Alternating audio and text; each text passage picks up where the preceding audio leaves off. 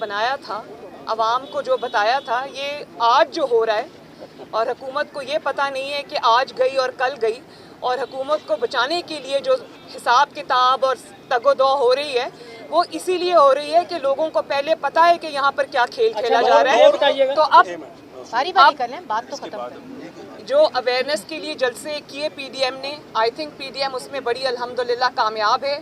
بچہ 22 کروڑ عوام آج جانتی ہے کہ ملک کے ساتھ کیا کھیل کھیلا گیا. اب یہ جو جلسہ ہو رہا ہے یہ فیصلہ کن جلسہ ہوگا انشاءاللہ تعالی.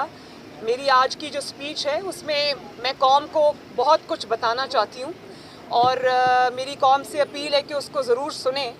تو اب تو فیصلے کا وقت آ گیا, یہ فیصلہ کن جلسے ہیں اب انشاءاللہ. مریم, ابھی آپ بات کر رہی ہیں, آج سے 2 روز قبل یہاں پر امریکنز آئے تھے, اس کے علاوہ مالٹن میں بھی گئے. حکومت کو چھوڑ کر اپوزیشن کی طرف ان کا آنا, ناظم امور کا کس طرح دیکھ رہی ہیں, اور کیا جو میڈیا پہ سینسرشپ ہے, جو ہیومن رائٹس کی جو صورتحال ہے, اس پر بھی کیا آپ کی کوئی بات ہوئی ان کے ساتھ؟ جی, ان کی میرے ساتھ بہت ٹاپکس پہ بات ہوئی, اور ظاہر ہے جو لوگ ابھی فون کا انتظار کر رہے ہیں اور ان کو بائیڈن صاحب کی طرف سے فون نہیں آ رہا, تو ان کے لیے تو میرا خیال ہے کہ یہ بہت بڑی ایک خبر ہے. لیکن میری بہت ساری چیزوں پر ان سے بات ہوئی, اور پاکستان کے بارے میں ہمارے جو کنسرنز ہیں وہ میں نے بالکل کنوے کیے اپنی پارٹی کی طرف سے. اپنی طرف سے میری پارٹی کے جو سینئر لیڈران ہیں وہ بھی اس میں شریک تھے, تو ہم نے بالکل ان سے بات کی ہے. اچھا میڈم یہاں پر بات کریں, یہاں پر بات کریں تو لوڈ شیڈنگ ہوتی تھی, لوڈ شیڈنگ کے خلاف جو بھرپور احتجاج کیا جاتا تھا, لانگ مارچ کب ہوگا؟ کیونکہ اب آج رانا ثناء اللہ نے بھی میڈیا ٹاک کے دوران کہا کہ لانگ مارچ کی تیاری ہے, تو اپوزیشن پی ڈی ایم کے پلیٹ فارم سے یا پاکستان مسلم لیگ نون نے لانگ مارچ کی تیاری کیا کی ہے, اور کب شروع ہوگا لانگ مارچ؟ دیکھیں, مسلم لیگ نون اور پی ڈی ایم شاید لانگ مارچ کی تیاری ابھی نہیں کر رہی ہے, حکومت خود اپنے خلاف لانگ مارچ کر رہی ہے.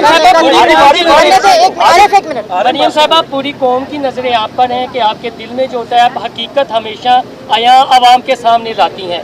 مسلم لیگ نون کے وہ کون سے نام ہیں؟ خواجہ آصف ہیں, خواجہ سعد رفیق ہیں, رانا تنویر ہیں, جو ڈرتے ہیں. آپ نے خود ایک تقریب میں کہا تھا کہ ہماری پارٹی کے کچھ ڈرتے ہیں, کچھ نام تو سامنے لائیں تاکہ آپ کے ووٹرز کو بھی عیاں ہو اور پتہ چلے آپ حقیقی معنوں میں ان کی لیڈر ہیں اور وزیر اعظم بننے کے قابل ہیں. میں صرف یہ کہنا چاہتی ہوں, اور میں کسی کا نہ نام لینا چاہتی ہوں نہ کرتی ہوں, لیکن ہر پارٹی میں ہر طرح کے لوگ ہوتے ہیں, اور ظاہر ہے یہ ڈیموکریٹک پارٹی ہے, یہاں پر ہر قسم کی رائے بھی ہوتی ہے, ہر قسم کی سوچ بھی ہوتی ہے. لیکن جو لوگ ڈر رہے تھے نا, اب ان کا ڈر بھی اتر گیا. ان کو پتہ چل گیا ہے کہ نواز شریف صاحب جو کہہ رہے تھے بالکل ٹھیک کہہ رہے تھے. ایک سیکنڈ میں ڈینگی پہ بات کرنا چاہتی ہوں. ڈینگی جو ہے وہ پھیلتا جا رہا ہے, حکومت کے پاس نہ کوئی پلان ہے, اور یہ جو اموات ہوتی جا رہی ہے اس کی ذمہ داری کس پر جو ہے وہ عائد ہوتی ہے؟ یہ بھی کوئی پوچھنے کی بات ہے کہ جو ڈینگی سے اموات ہو رہی ہیں وہ ڈینگی سے نہیں ہو رہی, یہ وہ نہ اہلی سے, بے حسی سے اور نہ لائکی سے ہو رہی ہیں. وہ عوام کے جو بالکل مسائل ہیں, وہ عوام جیے یا مریں, یہ حکمران نہ صرف بے حس ہے بلکہ عوام کے مسائل سے لا تعلق ہیں. ان کی ایک ہی چیز پہ توجہ ہے, پہلے اپوزیشن کو مارنے پہ توجہ تھی, انتقام پہ توجہ تھی, اور اب اپنی حکومت کو بچانے پہ توجہ ہے.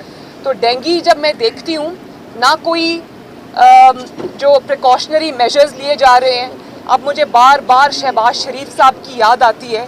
میں بھی ان 22 کروڑ عوام کی طرح جو اس وقت شہباز صاحب کو دیکھا کرتے تھے کہ وہ سڑک پہ کھڑے ہو کے پیمفلٹس بانٹا کرتے تھے, اویئرنیس ریز کرتے تھے عوام کے اندر کہ پانی جمع ہونے نہ پائے, کس قسم کے احتیاطی تدابیر کی ضرورت ہے.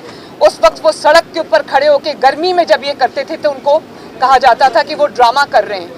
تو میں تو یہ کہنا چاہتی ہوں کہ اتنی بے حس گورنمنٹ ہے, ان سے تو ڈرامہ بھی نہیں ہو رہا.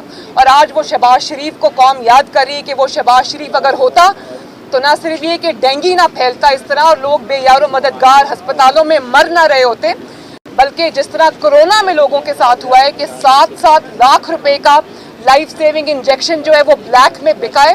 شہباز شریف صاحب اگر آج یہاں پر ہوتے تو لوگوں کے گھروں میں ادویات پہنچ رہی ہوتی, ان کے گھروں میں ان کا علاج ہو رہا ہوتا, ان کو کوئی اس قسم کی تکلیف نہ ہوتی. تو آج قوم نہ صرف نواز شریف کو بلکہ شہباز شریف کو یاد کر رہی ہے, اور جھولیاں اٹھا کے لوگ इस बेहिस हुक्मरान को बद्दुआ दे रहे हैं।